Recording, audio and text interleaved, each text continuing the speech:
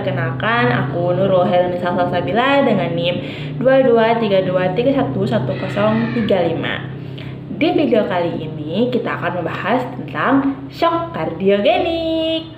Kira-kira apa sih kardiogenik ini atau shock kardiogenik ini? Kira-kira juga penyebabnya gimana ya? Sebelum kita lanjut ke videonya, di video ini ada 3 poin bahasan, yaitu yang pertama, memberikan edukasi pada keluarga dengan kondisi atau situasi pasien kritis, yaitu shock kardiogenik. Yang kedua, yaitu menunjukkan bagaimana komunikasi terapeutik dengan aspek legal dan juga etis pada asuhan keperawatan pasien kritis. Dan yang terakhir yaitu memberikan dan menunjukkan pencegahan primer, sekunder, dan juga tersier pada asuhan keperawatan pasien kritis. Selamat menyaksikan.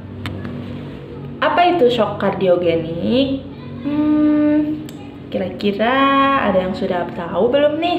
Apa itu shock kardiogenik? Di sini aku kasih tahu. Jadi, shock kardiogenik adalah kondisi darurat medis ketika jantung gagal memompa darah secara efektif ke seluruh tubuh.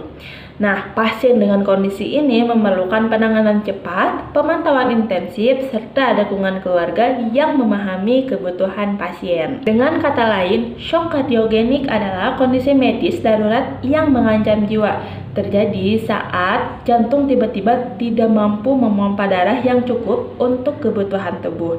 Nah, kondisi ini paling sering disebabkan oleh serangan jantung parah, tetapi bisa juga karena masalah jantung lain seperti katup tersumbat atau gangguan non-jantung seperti emboli paru dan cedera dada.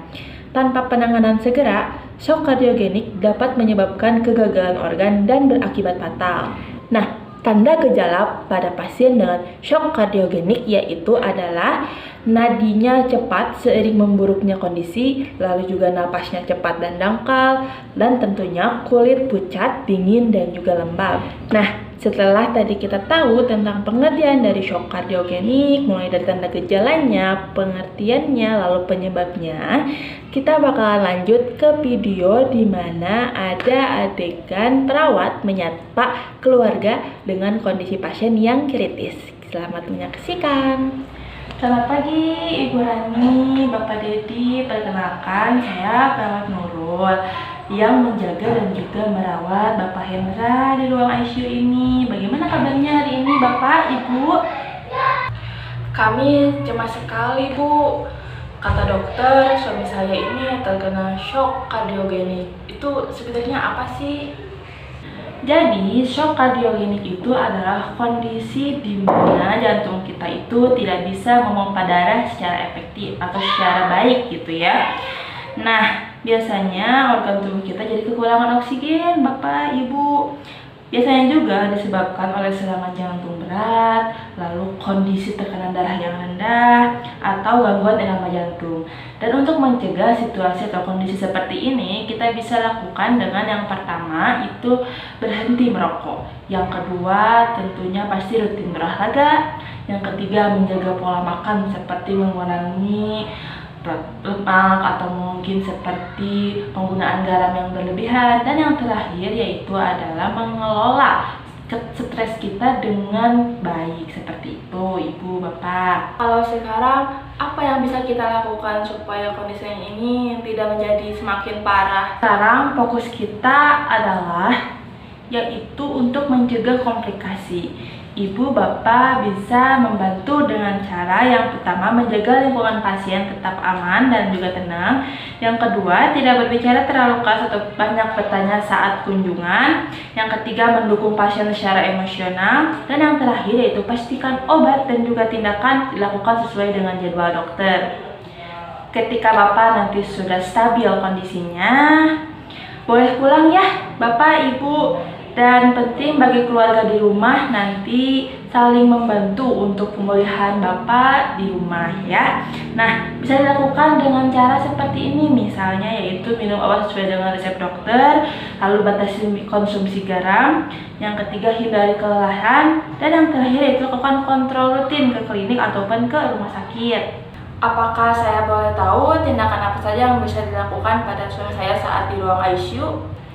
Tentu Bu, semua tindakan yang kami lakukan akan dijelaskan terlebih dahulu dan melakukan persetujuan keluarga melalui informed consent. Lalu kami juga menjaga kerahasiaan kondisi pasien dan hanya menyampaikan informasi tertentu pada keluarga saja.